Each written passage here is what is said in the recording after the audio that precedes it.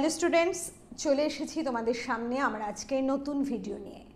আমার আজকের ভিডিওর বিষয় বিখ্যাত সাহিত্যিক শরদিন্দু বন্দ্যোপাধ্যায়ের রচিত ছোট গল্প বীর্য শুল্কার ইম্পর্টেন্ট 10টা প্রশ্ন এবং তার উত্তর। এর আগের দুটো ভিডিওতে আমি এই গল্পটা দুটো ভাগে তোমাদের সামনে ব্যাখ্যা বা বিশ্লেষণ করেছি। আমার মনে হয় গল্পটা তোমাদের কাছে পরিষ্কার হয়ে গেছে। আর আজকের ভিডিওতে আমি 10টা গুরুত্বপূর্ণ প্রশ্ন তোমাদের সামনে তুলে ধরছি এবং তার উত্তরও আমি তোমাদের সামনে বলে দেবো। সেই প্রশ্নগুলোর বা সেই উত্তরগুলো যদি তোমরা তৈরি করো, আমি বিশ্বাস করি যে বীর্য শুল্কা থেকে যে ধরনের প্রশ্নই আসুক না কেন তোমরা তার উত্তর লিখতে সক্ষম হবে। তবে হ্যাঁ, আরেকটা কথা প্রত্যেকবারের মতো অবশ্যই বলবো, যদি কেউ মনে করো যে আমি টেক্সট পড়বো না, শুধুমাত্র প্রশ্নোত্তর পড়েই পরীক্ষা হলে চলে যাব, তাহলে কিন্তু খুব ভুল। যদি সেক্ষেত্রে একেবারে কমন না আসে তাহলে কিন্তু তোমরা উত্তর লিখতে পারবে না। কাজেই সবসময় তোমরা টেক্সটটা খুব ভালো করে পড়বে, সযত্নে পড়বে, প্রত্যেকটা উক্তি সম্পর্কে সচেতন থাকবে যে কোনটা কার উক্তি এবং কোন পরিবেশে বা কোন পরিপ্রেক্ষিতে সে সেগুলো বলছে। তারপর তোমরা যদি এই 10টা প্রশ্নোত্তর খুব ভালোভাবে তৈরি করে নাও, আমি একেবারে তোমাদের কথা দিতে পারি যে বীর্য শুল্কার যে কোনো প্রশ্নের উত্তর তোমরা খুব সহজেই লিখে আসতে পারবে। তাহলে চলো আমরা শুরু করি আমাদের আজকের ভিডিওর বিষয় বীর্য শুল্কার 10টা গুরুত্বপূর্ণ প্রশ্ন এবং তার উত্তর আলোচনা।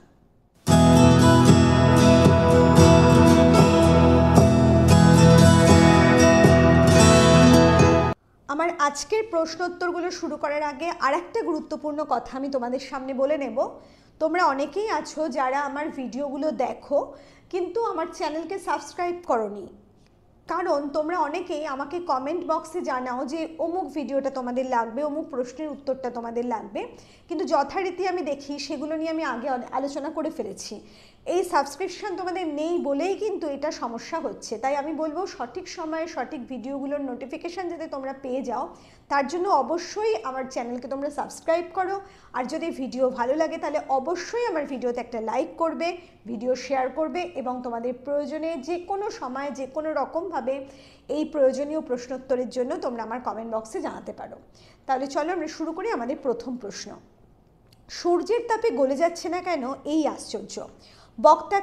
বক্তা কোন প্রসঙ্গে কথা বলেছে?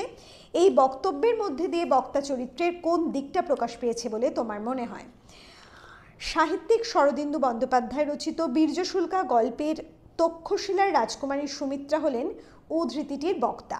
এই যে স্টাইলে আমি স্টার্টটা করলাম, ঠিক এই স্টাইলে প্রত্যেকটা আনসারের শুরু কিন্তু তোমরা করবে, যেটা আমি প্রত্যেকটা প্রশ্নের ক্ষেত্রে করিনি, একবার করছি, পরের বার আমি সংক্ষেপে করে দেবো। তোমরা কিন্তু ওটা স্টার্টিংটা এইভাবেই রাখবে।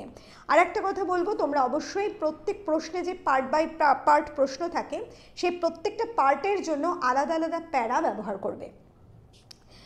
পরের পার্টের প্রশ্ন, বক্তা কোন প্রসঙ্গে কথা বলেছে? দেশ দেশান্তর থেকে রাজকুমারেরা রাজকুমারী সুমিত্রার পানি প্রার্থনা নিয়ে রাজ্যে আসেন। তারা প্রত্যেকেই প্রায় সুন্দর কান্তি অর্থাৎ সুপুরুষ। তারা ঘোড়ায় চড়ে প্রাসাদের সামনে ঘোরাঘুরি করেন।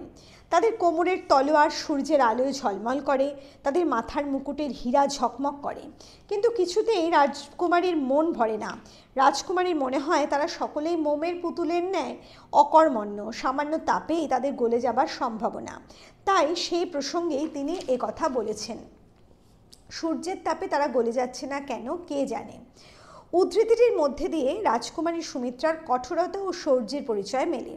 বোঝা যায় যে তিনি তার স্বামী হিসাবে কোনো বিশেষ পুরুষকেই কামনা করেন, যিনি দৈহিক সৌন্দর্যে বা শুধুমাত্র ভালোবাসায় তার মন জয় করবেন না, যার বীরত্ব ও সাহস থাকবে, যার বুদ্ধিমত্তা থাকবে এবং তার চেহারা ও দৃষ্টি দেখলে সত্যিকারের একজন মানুষ বা একজন রাজকুমার বলে তাকে মনে হবে।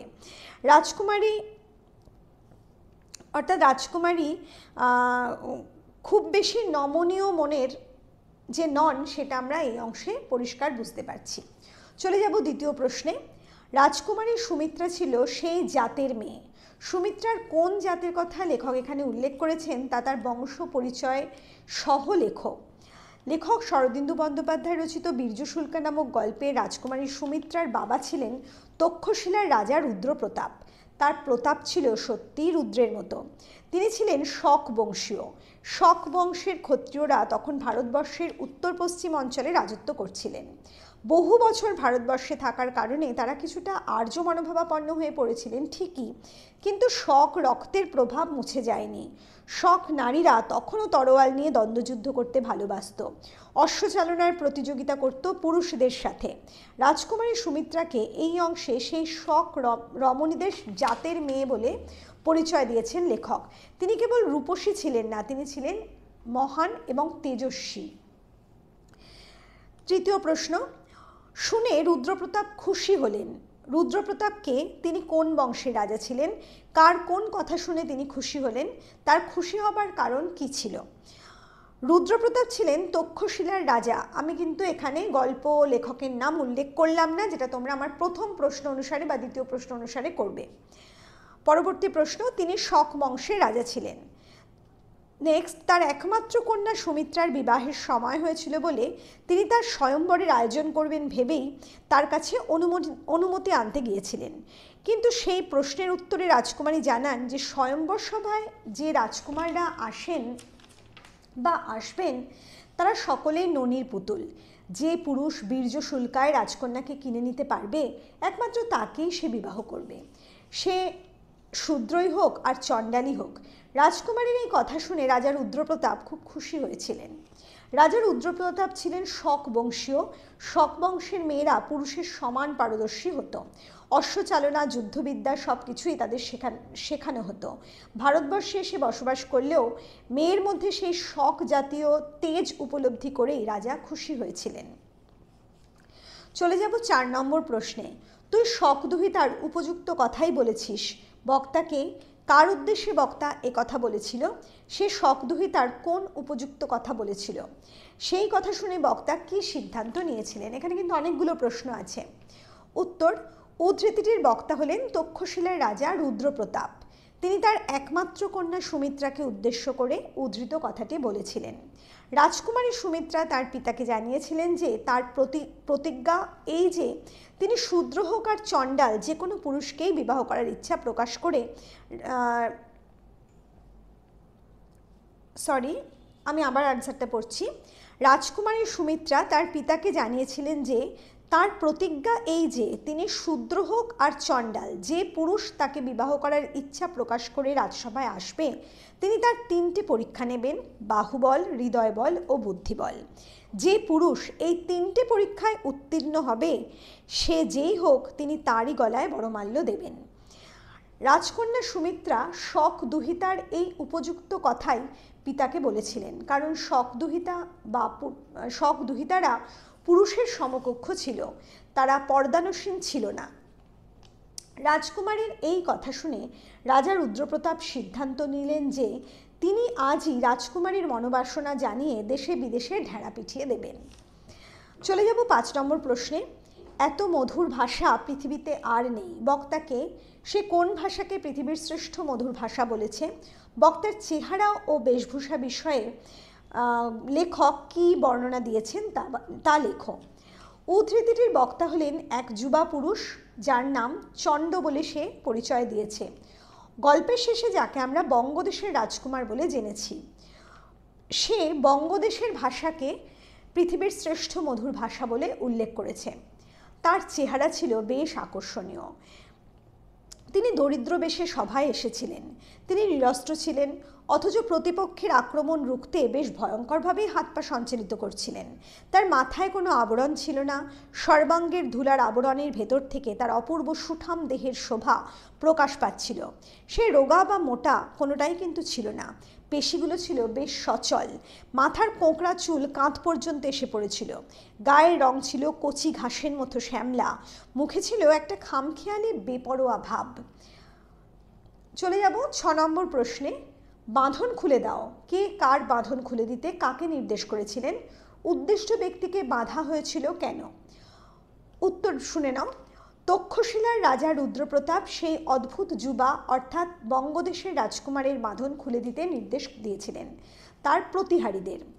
একদিন সকালবেলা মন্ত্রগৃহের দ্বিতলে রাজা ও তার সভাসদরা বসেছিলেন রাজকুমারী সুমিত্রাকে পাশে নিয়ে।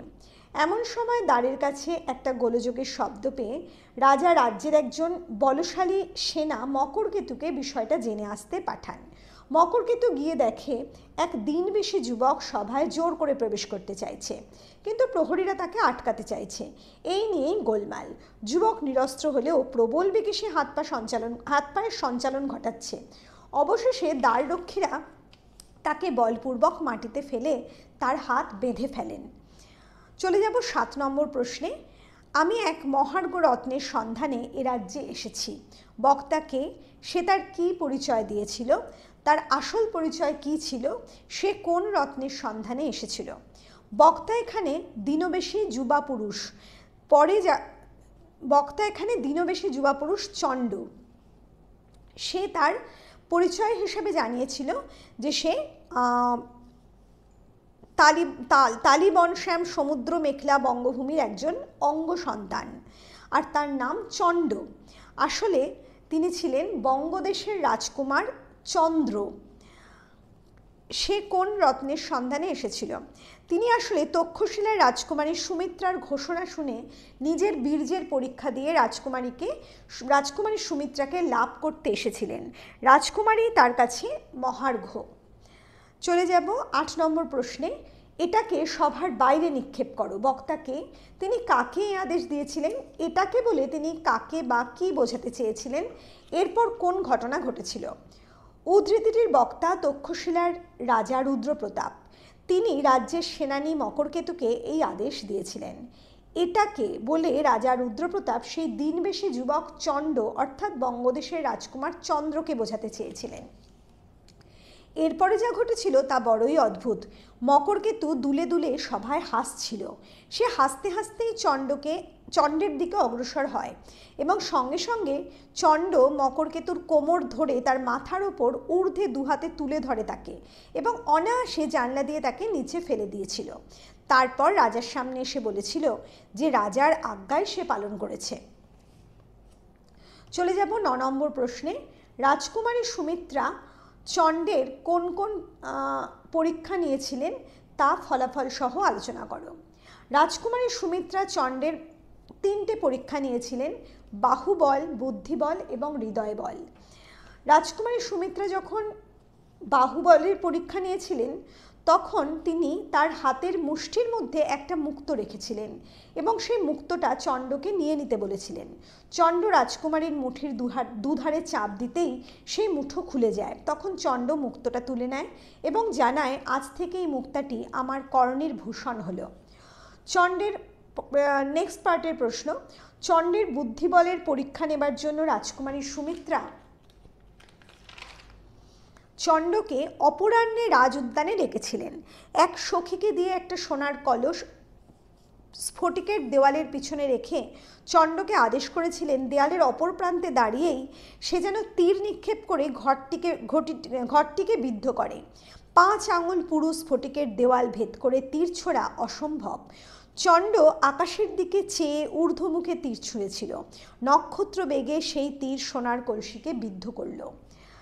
এরপর হৃদয় বলের পরীক্ষা হিসেবে সুমিত্রা চণ্ডকে জানায় যে একটা বেদির সম্মুখ থেকে সে ওই বনের মধ্যে দৌড়ে প্রবেশ করবে এবং 10 গোনার পর চণ্ড যেন তাকে অনুসরণ শুরু করে এবং তীর ধনুক সমেত। চণ্ড যদি রাজকুমারী ঘুরে এসে আবার ওই বেদি স্পর্শ করার আগে রাজকুমারীকে স্পর্শ করে তবে তার জিত, কিন্তু রাজকুমারী যদি আগে ফিরে এসে বেদি স্পর্শ করে তাহলে হবে চন্দ্রের হার। রাজকুমারীর গতি রোধ করার জন্য চন্দ্র তীর নিক্ষেপ করতে পারে, কিন্তু এক বিন্দু রক্তও যেন রাজকুমারীর অঙ্গ থেকে বের না হয়। রক্তপাত হলেই চন্দ্রের প্রাণ যাবে। হরিণের মতো বেগে সুমিত্রা বনে প্রবেশ করে। চণ্ড 10 গুণে তারপর এক সময় দৌড় শুরু করে রাজকুমারীকে অনুসরণ করে, কিন্তু সে বুঝতে পারে রাজকুমারীর সঙ্গে দৌড়ে সে পারবে না, কারণ রাজকুমারী নারী, হালকা শরীর তার। চণ্ড তখন রাজকুমারীর ফিরে আসার পথের দিকে যাত্রা শুরু করে। হঠাৎ দেখা যায় সুমিত্রা আর সে মুখোমুখি হতে চলেছে, কিন্তু সুমিত্রা যখনই দেখে চণ্ডকে তখন আবার বিপরীত দিকে সে ছুটতে শুরু করে। যখন দুজনের মধ্যে ব্যবধান প্রায় 15 হাত, তখন চণ্ড সুমিত্রাকে চোখে চোখে লক্ষ্য রাখার সিদ্ধান্ত নেয়। সামান্য সময়ের জন্য সুমিত্রা পিছন ফিরে চণ্ডকে দেখতে যায় এবং সেই মুহূর্তকে কাজে লাগিয়েই তীর নিক্ষেপ করে চণ্ড। সেই তীর রাজকুমারীর বেণীকে বিদ্ধ করে একটা বৃক্ষের সাথে, আর চণ্ড সেই সময় পৌঁছে যায় রাজকুমারীর সম্মুখে তাকে স্পর্শ করে জিতে নেবার জন্য। এই হচ্ছে 3টে পরীক্ষা। এটা তোমরা এইভাবে সহজে মানে সংক্ষেপে লিখে আনসারটা দেবে। কিন্তু এক্ষেত্রে তোমাদের আমি একটা কথা বলবো, এই যে 3টে পরীক্ষা রাজকুমারী নিয়েছিল চণ্ড বা রাজকুমার চন্দ্রের, সেই 3টে পরীক্ষার মধ্যে কিন্তু অজস্র কথোপকথন আছে এবং সেই উক্তিগুলো কে কাকে উদ্দেশ্য করে করেছে, কখন করেছে, কেন করেছে, এগুলো কিন্তু তোমাদের জানার জন্য অবশ্যই ওই পার্টটা খুব ভালো করে খুঁটিয়ে পড়া প্রয়োজন। যাই হোক, চলে যাব পরের প্রশ্নে। 10 নম্বর প্রশ্ন, আমি শেষ পরীক্ষায় হেরে যেতে রাজি আছি। বক্তাকে সে কেন কার কাছে হেরে যেতে রাজি ছিল, শেষ পর্যন্ত কি ঘটল? বক্তা এখানে সেই যুবক চণ্ড অর্থাৎ বঙ্গদেশীয় রাজকুমার চন্দ্র, তিনি তক্ষশিলার রাজকুমারী সুমিত্রার কাছে শেষ পরীক্ষায় হেরে যেতে রাজি ছিলেন। আসলে হৃদয় বলের পরীক্ষায় সে যখন তার কয়েক মুহূর্তের মধ্যে সুমিত্রাকে স্পর্শ করবে, ঠিক সেই সময় লক্ষ্য করে সুমিত্রার চোখে জল। তাই চণ্ডের মন বিষণ্ণ হয়ে যায় এবং রাজকুমারীকে দুঃখ দিতে সে চায়নি, তাই হেরে যেতেও রাজি হয়। তাকে বলে, আপনি যান, বেদী স্পর্শ করুন। কিন্তু রাজকুমারী নতজানু হয়ে সেখানে বসে পড়ে জানায় যে সে স্বেচ্ছায় আত্মসমর্পণ করছে, কারণ চণ্ড বীর্যশুলকে তাকে জয় করেছে। এবং চণ্ডকে নতজানু হয়ে প্রণাম জানায় রাজকুমারী সুমিত্রা।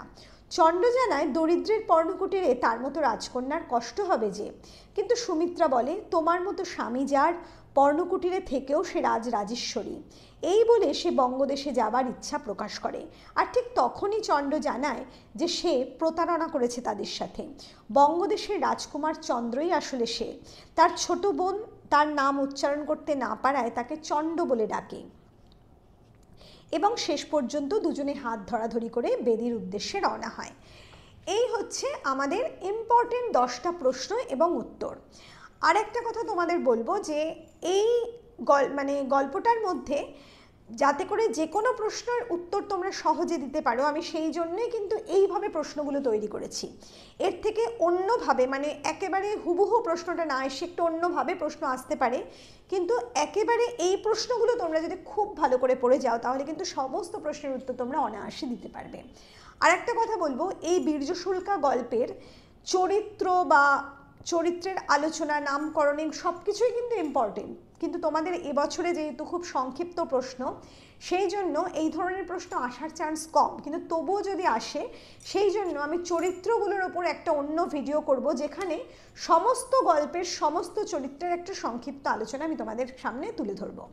তাহলে আজকের ভিডিও আমি আজ এখানেই শেষ করছি। খুব তাড়াতাড়ি তোমাদের সামনে হাজির হব আমার নতুন কোনো ভিডিও নিয়ে। তাহলে চলো, খুব ভালো থেকো।